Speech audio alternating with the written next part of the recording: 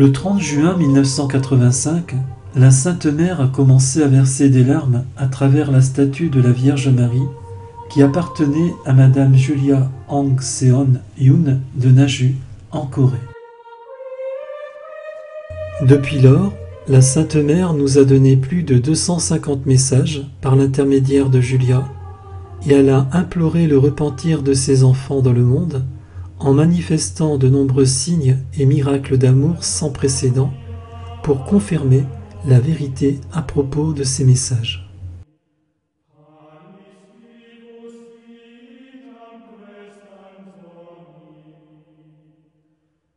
La Sainte Mère a préparé Marie, l'arche du salut, puis elle est venue à Naju en Corée pour amener tous les enfants du monde au ciel. Elle a commencé l'œuvre du salut de la race humaine par l'intermédiaire de la petite âme Julia Kim qu'elle a choisie elle-même.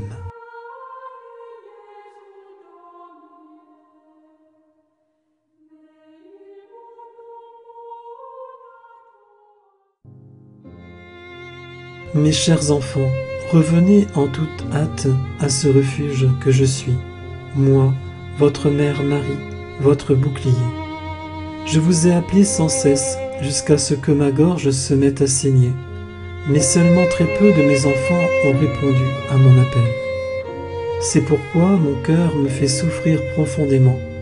Je ne cesse de vous appeler en versant des larmes. Du 30 juin 1985 au 14 janvier 1992, sur un total de 700 jours, la Vierge Marie a manifesté ses souffrances en versant des larmes et des larmes de sang, accompagnées de saignements du nez, puis de sueur à travers sa statue.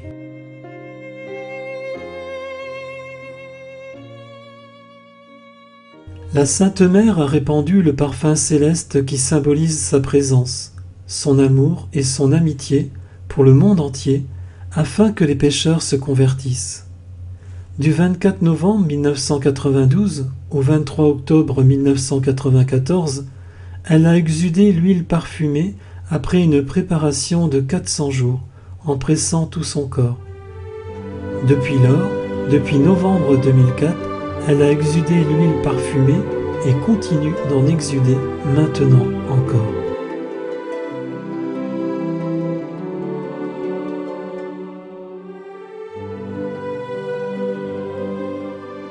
La Sainte Mère a manifesté de nombreux signes à travers Julia pour assurer la véracité des messages. Ces miracles sont de véritables cadeaux, d'inestimables signes prodigieux qui nous ont été donnés par Dieu. Les plus notables parmi les miracles eucharistiques sont celui dont Jean-Paul II a été témoin pendant la messe célébrée dans la chapelle privée. «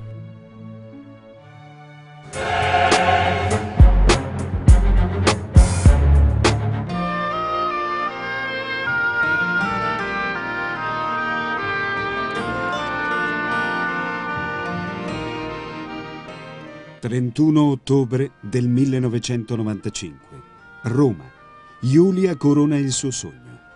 Ha il privilegio di poter assistere alla Santa Messa che il Papa celebra di buon'ora nella cappella privata. E l'ostia si trasforma in carne e sangue.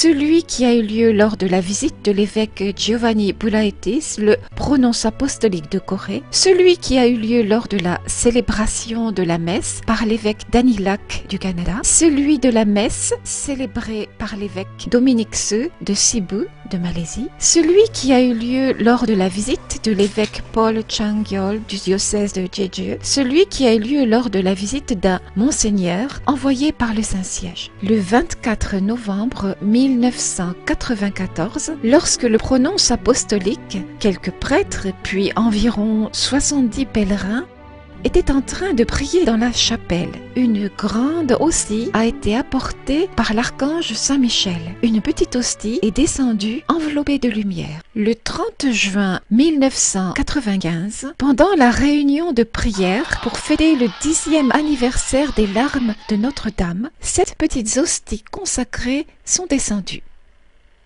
L'une de ces hosties consacrées que Julia a reçue s'est transformée en chair et en sang de manière visible, ce dont ont été témoins beaucoup de pèlerins.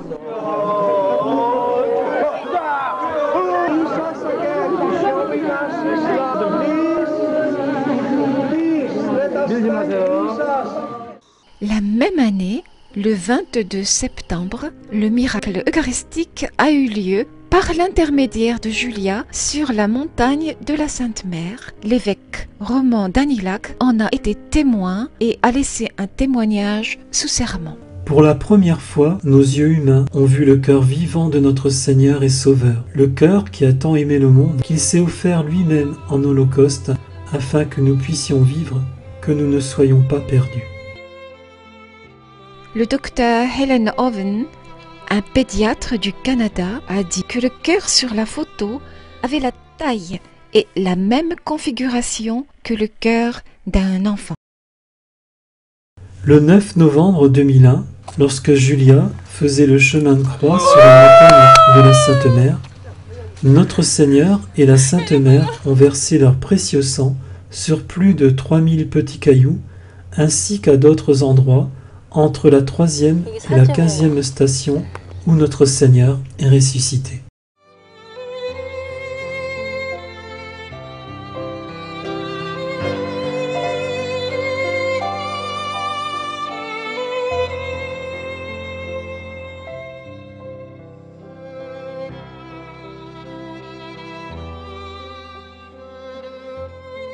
Jésus a ouvert son Sacré-Cœur, puis a versé son sang le 11 juin 2002 et le 15 août 2002. Ce dont ont été témoins l'évêque Dominissu de Malaisie, des prêtres ainsi que beaucoup de pèlerins coréens et étrangers qui se trouvaient à l'endroit où l'hostie que Julia avait reçue s'était transformée en chair et en sang pendant la messe célébrée par l'évêque Dominissu de Malaisie le 24 août 1995. Puis, la même année, pendant la messe célébrée par l'évêque Roman Danilac du Canada.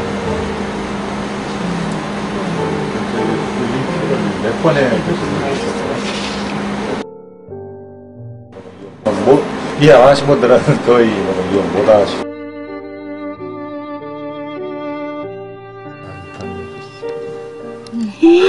어머야, 잠깐만. 이건 뭐야? 떨어진다. Le 13 octobre 2006, à 17h30, le précieux sang est à nouveau descendu, ainsi qu'une grande quantité de sang frais descendu en même temps, comme s'il avait été vaporisé avec force. Beaucoup de gens en ont été témoins et ont été bouleversés par l'amour le plus pur et le plus sublime de Jésus. Le précieux sang qui est descendu le 13 octobre 2006, le précieux sang qui est descendu la veille, a été mis dans un récipient, puis s'est mis à gonfler le 14 octobre. C'est le père Louis Bosman de Belgique qui l'a introduit dans un récipient. Vers 13h, le 14 octobre, le sang s'est à nouveau liquéfié, remplissant le récipient. Chaque personne qui en a été témoin était stupéfaite, éclatant en sanglots. Les scènes des nombreuses descentes d'une grande quantité de sang sur la partie supérieure du lit ont été spécialement filmées en direct par une vidéocaméra à partir de 10h14 du matin pendant 5 minutes.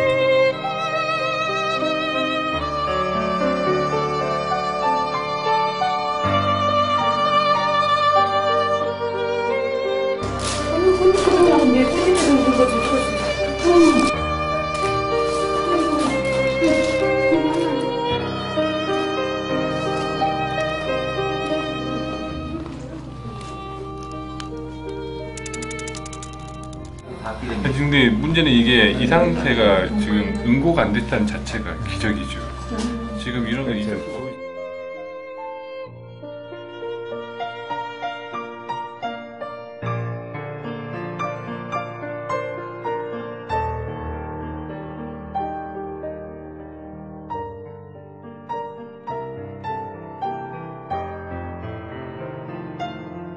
So this blood is found to be AB RH+. RH+. Les 7 échantillons de sang ont été confiés à un centre de test d'ADN à Séoul, Human Pass, pour découvrir s'il appartenait à la même personne humaine et pour savoir s'il s'agissait du sang d'une même personne de sexe masculin ou féminin. Les résultats des examens de l'ADN ont confirmé que les échantillons de sang examinés appartenaient tous à la même personne de sexe masculin. La probabilité que 2 personnes puissent avoir le même profil d'ADN représente moins d'une personne sur plus de 10 grammes. Le Seigneur a vu les sacrifices et l'amour extrême de Julia pour ses voisins, et il a donné la source d'eau miraculeuse sur la montagne de la Sainte Mère. Pendant que Julia était en prière, elle eut une vision de la Sainte Mère, portant de grands sacs de linge, l'un sur sa tête, 2 autres avec ses mains, puis poussant l'autre avec ses pieds pendant qu'elle montait sur une montagne. Au bout d'un moment, elle s'arrêta à un endroit où il y avait un grand ruisseau avec de l'eau claire et elle commença à laver le linge. Dans le ruisseau, il y avait de nombreuses personnes qui se lavaient leur corps, jouant et s'éclaboussant avec l'eau. Le lendemain, Julia retrouva l'endroit que la Sainte Mère lui avait montré dans sa vision, et elle commença à creuser le sol avec ses mains nues. Chaque fois qu'elle creusait, un ruisseau d'eau sortait, et cela se répéta 7 fois. La 8e fois, tous les ruisseaux se rejoignirent ensemble en un seul grand cours d'eau qui s'écoula. La promesse faite par notre Seigneur le 18 janvier 1990 s'est réalisée. Dans un avenir pas trop lointain, je vous donnerai par l'intermédiaire de ma mère une source miraculeuse près de l'endroit où vous habitez. À travers cette source débordant d'amour et de grâce, les corps et les âmes pourront guérir.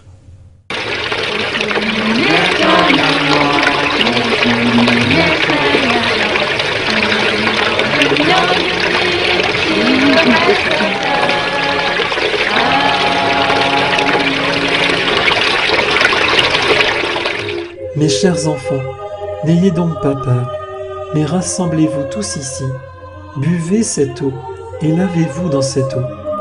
Chaque fois que vous viendrez ici, en nous recherchant, ma mère et moi, en nous appelant instamment de tout votre cœur, je vous accorderai la lumière de mon Sacré-Cœur enflammé et de ma miséricorde. Ma mère vous accordera la lumière de son Sacré-Cœur et l'eau de sa miséricorde, et je vous laisserai boire du lait à satiété. Ainsi votre soif sera apaisée et vous serez comblés de grâce, vous jouirez de paix, d'amour, de joie. Message de notre Seigneur le 8 décembre 1999. 오, 와 용천 같아.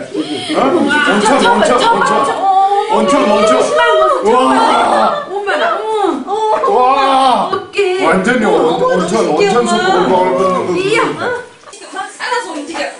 요즘 봐봐요. 요즘 봐봐. 막 살아서 움직여. 움직여. 와! 찍었어요.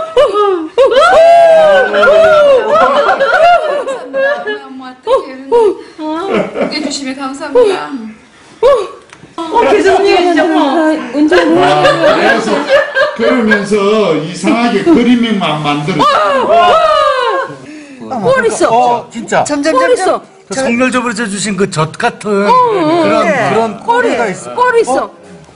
자, 이게 뭐하는 얘기지만 이게 과학 시간에 배운 남자들 정자 같은 그런 형태의 사실. 근데 딱 말하기엔 좀 민망스럽지. 엄마 여기는 엄마 맞아요. 난자 비슷하게 생겼는데. 진짜 이좀 봐봐. 난자 비슷하게 생겼는데 여기는. 이것도 뭐가 좀 난자. 난소. 저쪽 그림자 그림자. 저 그림자 봐. 신기하다. 여기서 보는 거 저렇게 얘기해? 이쪽에서 보면 그래. 그럼 이게 뭐야?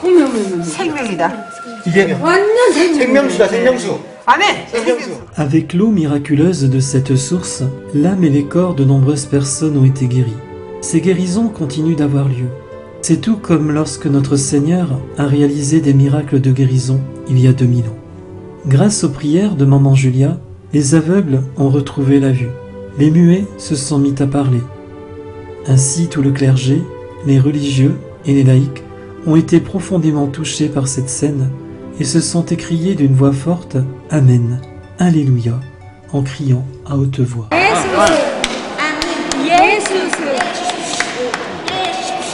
Alléluia.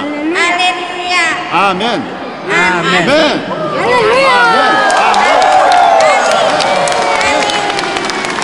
J'ai rencontré plusieurs de ces enfants qui ont été guéris. J'ai même rencontré la sœur qui prenait soin de ces enfants et qui a témoigné qu'ils avaient été guéris. C'était la preuve que Julia possédait le pouvoir de guérir qu'elle avait reçu de Dieu. J'espère que ce témoignage pourra être utilisé comme un des instruments pour traiter de la vision de Naju avec soin et résolution. Moi, Eduardo Sangsen, l'évêque du diocèse de Rutan en Indonésie, je rends témoignage des fruits spirituels dus au partage des expériences concernant la foi par Julia Kim de Naju en Corée du Sud. Le partage de la foi de Julia et la transmission des messages de Naju nous ont aidés à aimer et apprécier encore plus le mystère de l'Eucharistie et du sacrement de pénitence et à réciter le chapelet. Que les messages de Naju soient transmis et que beaucoup de gens reviennent de nouveau à Dieu. Amen. Évêque de Rutan, signé Eduardo Sangsen, SVD. Julia Kim a aidé ceux qui souffraient sans égard pour ses propres problèmes, ne perdant jamais patience, espoir ou courage. Elle a toujours souhaité que les autres vivent en paix, harmonieusement même, si cela devait lui causer des inconvénients. Finalement, elle s'est préparée à un moment crucial en recevant la nouvelle de sa mort à l'hôpital. C'est au moment où elle lisait la Bible et qu'elle a répondu « Amen », qu'elle a senti qu'elle était complètement guérie de son cancer.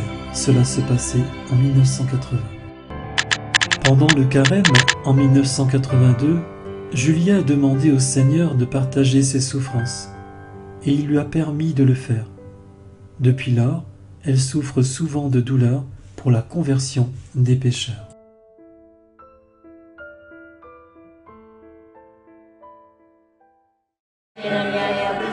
Julia souffre presque toutes les douleurs que le Seigneur et la Vierge Marie ont traversées, telles que les douleurs des 5 plaies sur la croix, les souffrances durant son martyre et les douleurs en réparation pour les péchés d'obscénité et d'avortement.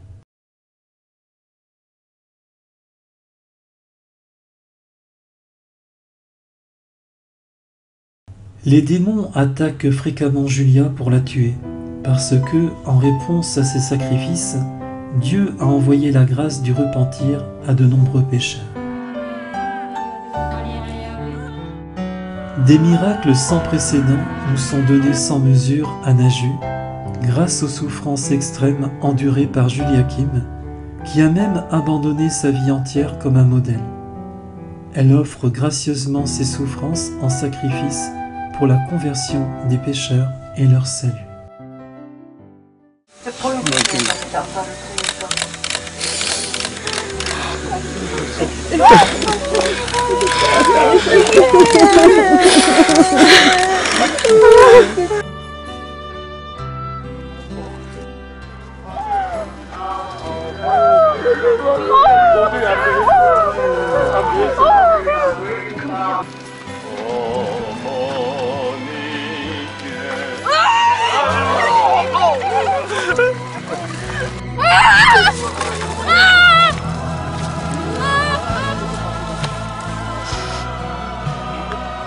심정이 위에 것까지 아래 위로 다 그래.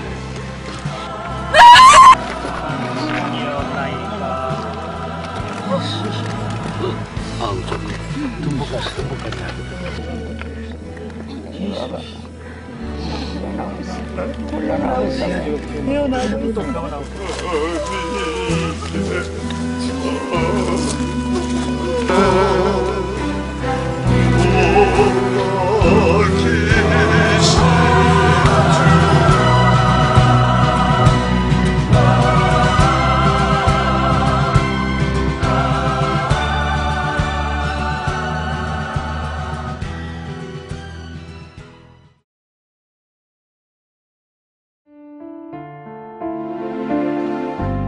Le Seigneur et la Sainte Mère ont réalisé 33 miracles eucharistiques pendant qu'ils faisaient appel au renouvellement de l'Église.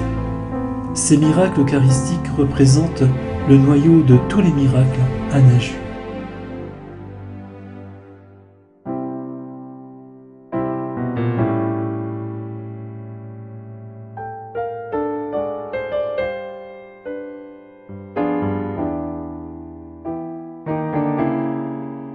Le 28 février 2010, c'était le 3e jour du séjour de Julia à Rome. L'archevêque Giovanni Buletti célébrait la messe dans la chapelle de sa résidence officielle. Pendant la célébration de la messe, le 33e miracle eucharistique eut lieu.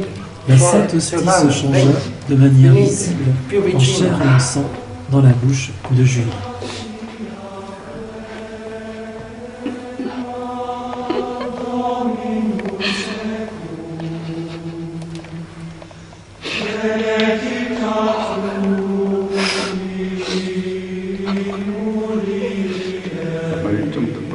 Image of some is similar like a heart.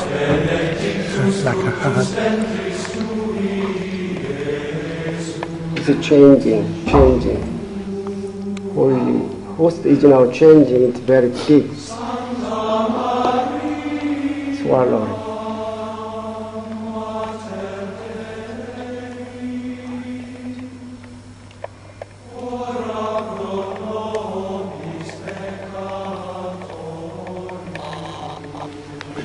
Durant ce miracle, la Sainte Mère donna un message pour l'archevêque Buletti dans lequel elle lui demandait de bien méditer le sens de Oméga, puis de le mettre en pratique.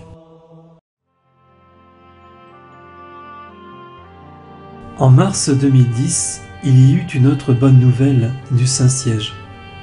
Le Saint-Père, le pape Benoît XVI, en tant que berger suprême de l'Église catholique, a dit « Je suis favorable à Naju », prononcé avec intensité. Et cela a clarifié la direction que l'Église prendra à l'avenir. Le cardinal Ivan Dias a dit « L'approbation officielle de Naju est inévitable. Notre Seigneur a parlé aux enfants de ce monde à travers Julia. Lorsque viendra l'approbation officielle de Naju en Corée, là où naissent tant de fruits d'amour, ce lieu deviendra un lieu de salut par lequel l'Église menacée d'hérésie et infectée d'erreurs sera renouvelée. Le clergé et les religieux seront sanctifiés. Les pécheurs se repentiront, et cela permettant même aux innombrables âmes qui marchent vers l'enfer d'être sauvées. C'est pourquoi dépêchez-vous d'aider pour que l'approbation officielle de Naju s'accomplisse. Les messages et les signes que notre Seigneur et la Sainte Mère nous ont donnés en révélant leur présence ne s'adressent pas seulement au peuple coréen, mais pour le salut de tous ses enfants dans le monde entier. En fin de compte, le Seigneur et la Sainte Mère sont en train de renouveler l'Église universelle par l'intermédiaire de la petite nation coréenne. Nous verrons bientôt que par les grâces inestimables et sans précédent que notre Seigneur et la Sainte Mère nous ont données à Naju, la Corée accomplira l'évangélisation de l'Asie en répandant la bonne nouvelle au peuple du monde entier comme une lumière du salut.